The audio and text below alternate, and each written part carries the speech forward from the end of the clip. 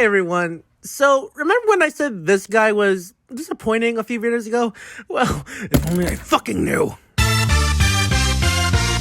We are back with the Marvel reviews, baby. And to start this off, I'm gonna talk about Silk first, cause goddamn I have some shit to say. And I need a figure that's at least somewhat good first. Now if you have no idea who Silk is, I don't know, watch some of these videos or something. But to put a long story short, she's basically just another Spider-Woman, but not interesting enough to really distinguish herself from Spider-Gwen or Spider-Woman. But I do think she looks really cool, and I think she would make a great figure. And there have been a few in the past, but they were kind of subpar. So is this new one any better? Let's find out. I'd like to talk about the sculpt of this figure first. Some of you might have noticed some similarities between this and another figure I talked about in the previous video. She has the exact same body mode as Spinneret. The one difference is the head sculpt, which we'll talk about later. But yeah, other than that, same thing.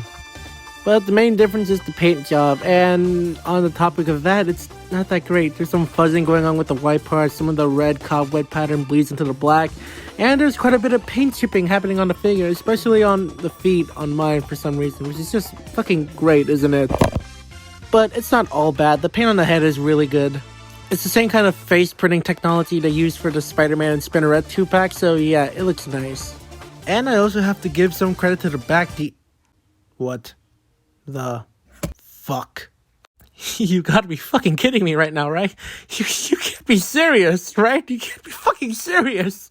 Now, I'll grant you this. Silk has never really had a consistent back design, but at least there has been a back design instead of just absolutely fucking nothing! I mean, for fuck's sake, even Spinneret has some kind of back paint. I mean, it's not much, but at least it's there. Hashtag Black Lives Matter. But there is more to the figure, like these accessories here. She comes with an alternate head and mask piece, revealing the Sydney Bell face. We get more of this face printing technology seen here with the eyes and the mouth, which I do have to admit look really good, but that still doesn't make up for the shitty back. She also comes with multiple hands, like these spread open hands, these fisted hands, and these grabby hands, but there's nothing to grab. I mean, I guess you could give her a whip and have her doll mommy Spider-Man if you really want her to. As for her final and best accessory, you got a web shooting hand. This thing is honestly really cool. I don't think I've ever seen any other figure do something like this before. Well, not Hasbro at least. But be careful with this thing. It is made out of clear plastic, which is known to be way more brittle and easier to break than the normal stuff. And yes, even the hand is made of clear plastic. It's just been painted over to match the suit, so be careful with this thing. Now, normally this would be the time where I talk about the posability of the figure, but the only difference between this and the Spinneret is how far the head can move, because her hair gets in the way of it in both heads, which is just lovely, isn't it?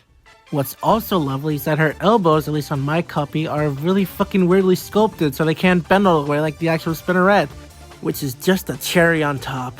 The figure isn't all bad, there's still some pretty cool stuff you can do with it, but there's nothing this thing can do that Spider-MILF can't. In fact, this thing has way more limitations than Spider-MILF does. But if you're a die-hard Silk fan and you really want her in her collection, this is really your only option. But that's enough about Silk. Let's talk about the main reason most of you probably bought this in the first place. As I'm sure most of you already know, this figure is a re-release. Only difference being is prettier paint. The green and yellows are pretty vibrant, albeit a little sloppy, but the paint really shines with these little back ports for the arms. This is probably some of the best painting in the whole figure, which isn't saying all that much since there's really only two solid colors being green and yellow. But for what it is, it looks fine. Another highlight for the paint of this figure is the head sculpt. Again, face printing technology looks really good, but if you lift up his glasses, you can take a look at his eyes. For such a tiny detail, they did a really good job painting it, but mine has a little paint chip on the right eye, which sucks. Another thing that sucks about this figure is how fucking rubbery it is. Just by pulling on it, I feel like I'm gonna rip the arm apart from the peg. Oh, and I can do this too. It's like the Future Foundation Spider-Man. Legs also have the same problem, which also sucks ass.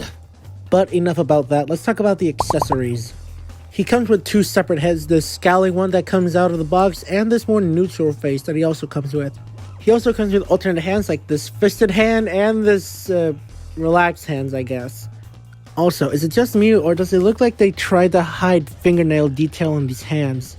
Like, these hands used to belong to a different figure, and they didn't feel like making new ones, so they just reused it, but they couldn't because they had fingernail detail. In order to get around it, they just sculpted in more plastic. It's not just me, right? I'm not fucking crazy. Like, they don't look normal, do they? Alright, now for his final set of accessories, he comes with his classic tentacles. Fuck. Now, these things make the figure worth it. After all its faults that I mentioned, at least they made it bendy What? They're not bendy wired? They're not even ball jointed? They don't move? You're fucking joking, right? No. What the fuck?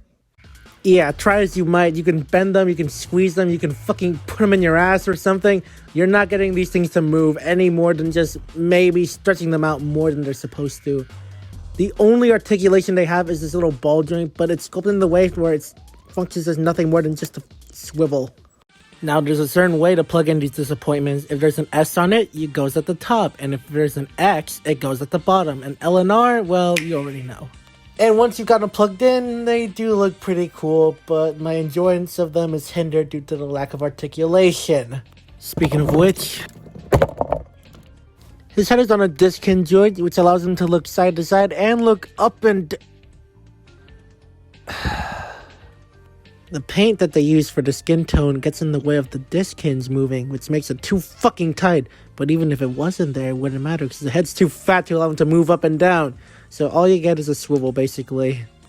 And the rest of the posability is nothing to write home about. His arm can do a full 360. It can move out that far. His elbows can bend in that far. Swivel at his gummy-ass bicep. And the wrist can move up and down, and they can rotate. He has a diaphragm joint, which doesn't offer all that much of movement, but it can still move around pretty nicely, can crunch and move side to side.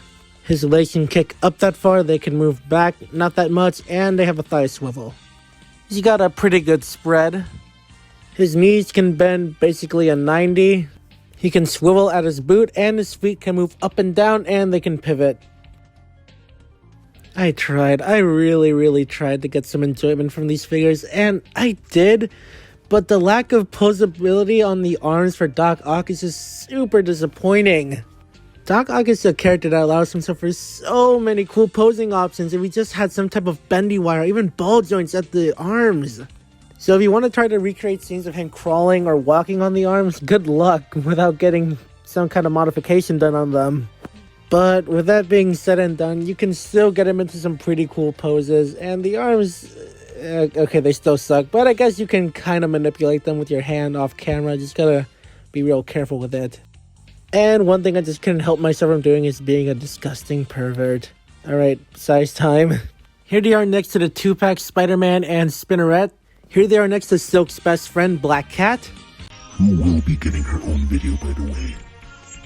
And the previous review, Figma Kazuma. So yeah, buy these figures at your own risk. It's really up to you if they're worth it. If you already have the Doc Ock and you do not care about Silk, don't buy it. If you want one of them, then sure, go for it. But I'd recommend going on like Macari and looking for just the one if you can get it for a good price. Alright, that's it. Goodbye everybody.